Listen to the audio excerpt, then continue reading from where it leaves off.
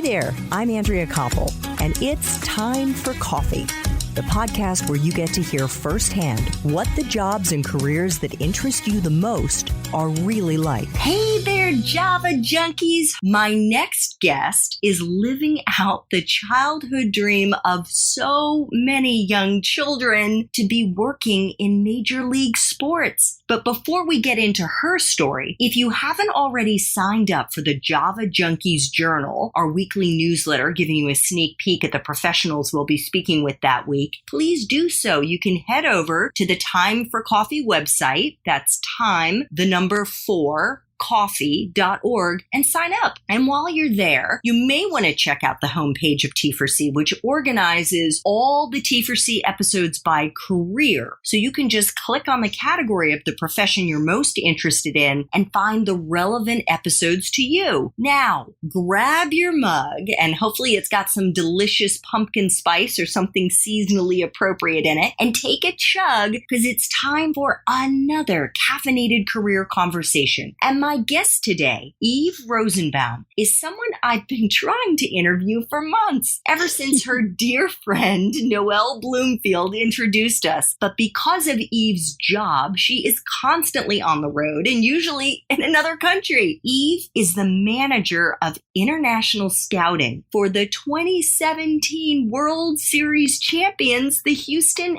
Astros. Woo! She's been with the Astros since January of 2015, so she's coming up on 4 years. And before that, she worked in the National Football League in its Business Intelligence and Optimization Unit. I can't wait to talk with her about all of this. Eve, welcome to Time for Coffee. Are you caffeinated and ready to go? Hi there. Thanks for having me. You know what? I just realized I actually have not had my coffee yet this morning because I ran out of filters. So I need to order some new ones. Oh my gosh. Well, you're traveling so much. So I'm sure it's like really hard to stay on top of what you have in your kitchen. That is 100% true. Fortunately, though, I do get to travel places with great coffee. So I have some fresh bags of Colombian coffee sitting out on my kitchen cabinet right now. Oh, that is awesome. Lucky you. So, Eve, these are the espresso shots. We're going to kind of start throwing them back right now. The first question, what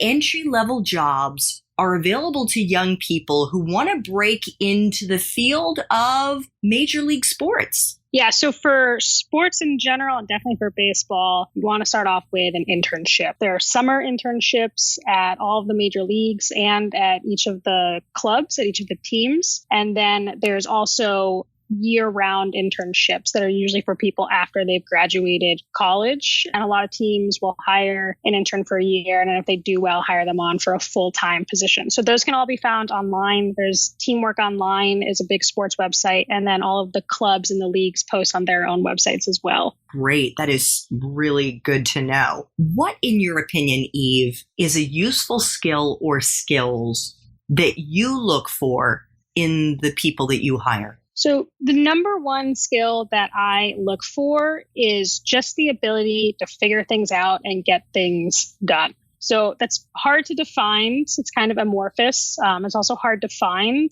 but that's what I've always had to do in my career. And that's what I look for when I interview people. It's hard to find on a resume, but I do a lot of interviewing. And I think once you get into a conversation with someone, it's easier to figure out. So really what it means is just like right now, I have someone working in an assistant position for me, and I trust him to get anything done. If I've got too much on my plate and I just walk over to him and say, hey, I need you to do this task, I'm not going to give you that much guidance, I know that he'll be able to get it done by the end of the day. That's what I look for, the ability of someone to just dig into something, figure things out, ask questions when they need guidance, but have the confidence in themselves to learn new skills and accomplish any task. Yeah, and thank goodness for Google.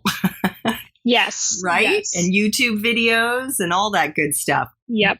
Now, what about someone's major? Is that a deciding factor? Is that an important factor that you think your supervisors, or for that matter, you look for in the people that you hire to come into your industry? So I studied psychology in college, and a lot of people ask me all the time, they go, how did you study psychology and then get into baseball? And it makes no sense to these people. So I have to say no to this question because I studied psychology and I work with a lot of people who studied psychology. I work with people who studied history, government, people who studied more of the liberal arts background. But then I also work with a lot of people who studied economics and business and physics and math and statistics and computer science. So there are definitely some majors that you learn more practical skills, but really I think you can study anything in college. And if you have enough other things going for you, which we can get into later, you can get into the sports field with no problem. Great.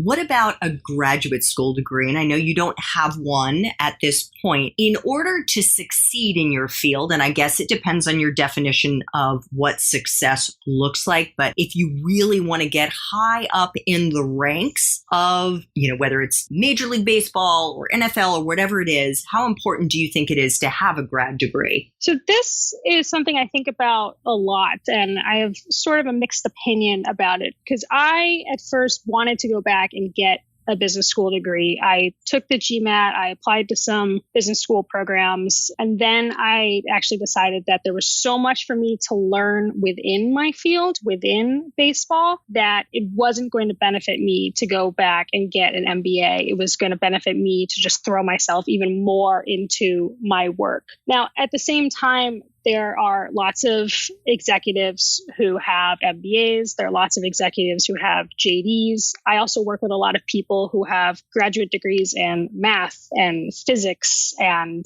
neuroscience. So for this, I really think it depends on the specific person who's considering going back to school and their specific role. And I would recommend doing a lot of thinking about what you would gain going back to get a graduate degree and how far that degree would get you when you came back into the industry, as opposed to just throwing yourself into the industry, maybe taking some online classes, finding some good mentors, and just figure out which one's going to get you further.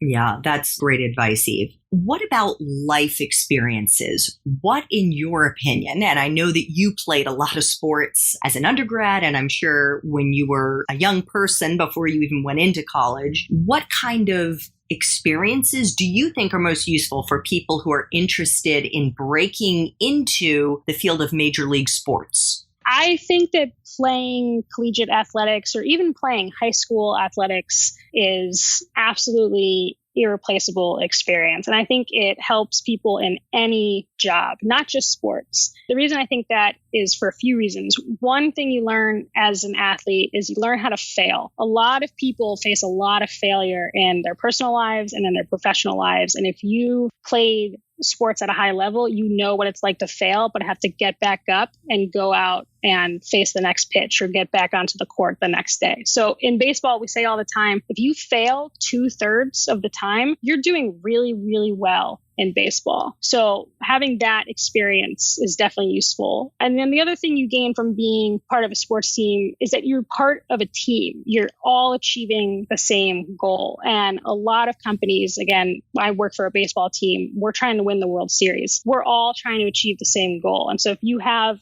athletics in your background, you know what that's like to have to work with people every single day who you might differ with, but you're on a team and you're trying to achieve the same goal. I love it. What is the best part for you, Eve, of being in this profession, working for the Houston Astros? So for me, I get to work on something every single day that I love, which is that I love baseball. I grew up playing baseball. My parents tell me that I knew how to throw before I knew how to walk. And now the fact that I get to do it for my career just seems almost like it's too good to be true some days. I can totally see that. I think there are a lot of people who would want to switch places with you.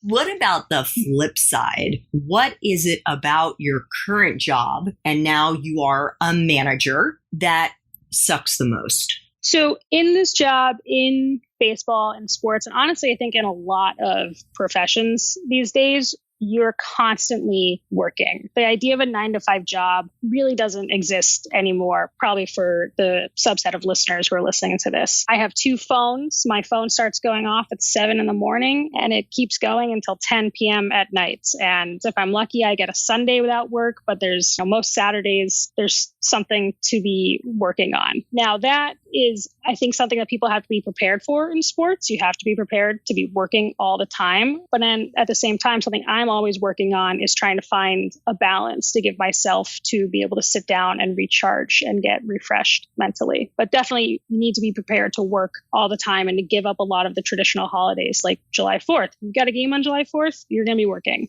Yeah. And certainly over Thanksgiving. I mean, when you were in the NFL, for sure, right? Oh, yeah. Yeah, definitely. There's games on, there's people watching. You got to be working. What is the best career advice you've ever gotten, Eve? The best answer I ever heard to this question was I was at a career panel when I lived in New York City, and someone was asked this question, and his response, I'm going to steal it. His response was, I was always told to dress for the job you want, not to dress for the job you have. And that's why I dress like a retired librarian. I just thought that was so funny and just brought some lightness to the situation that when it can get stressful when people are looking for jobs. But really when it comes to advice, I like to ask people for advice and people ask me for advice. And I really think it's important to find people who you trust, have conversations with them, but you really have to know yourself and know when to take someone's advice and know when to ignore it, because each person is in a very unique situation with specific details that someone else might not be able to relate to. And so you really are the best person for deciding what's best for you in your career and